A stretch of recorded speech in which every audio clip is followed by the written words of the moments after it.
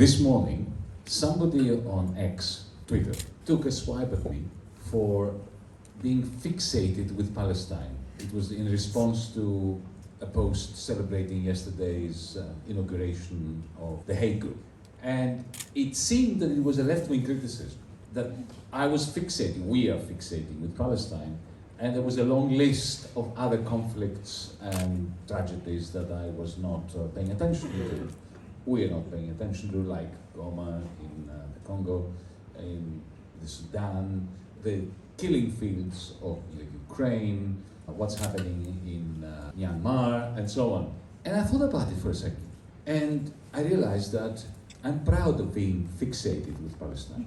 Because if this was 1986, we all would have a moral obligation, an ethical duty to be fixated with the Nazis and their persecution of the Jewish people.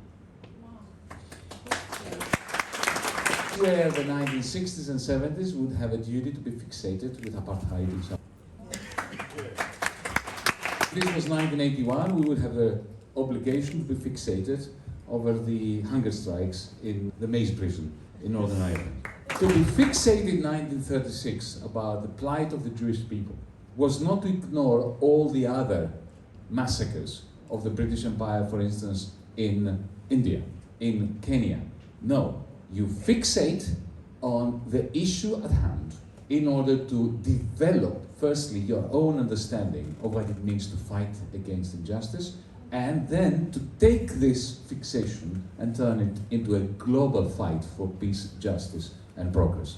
In particular, it is essential that this fixation with Palestine is blended with a capacity to recognize the interconnections between our different predicaments. Why are we, not we, you and me, but our governments, so complicit, not only sending 2,000-pound bombs to Israel, which is what Germany does, but also utterly and constantly supporting the Zionist narrative that the people of Gaza don't have the right to resist, and the equation of the duty to resist with anti-Semitism. How did we get there? We were not always there.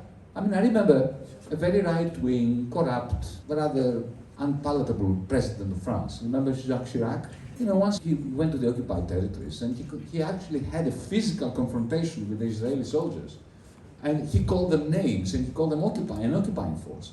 Now, can you imagine Emmanuel Macron doing this today? No way. Even if he believes it, he won't do it. Because he is going to be utterly destroyed by Le Monde, by Nouvel Observateur, by the media. So what happened to Europe? Unless we are fixated with Palestine, we cannot understand.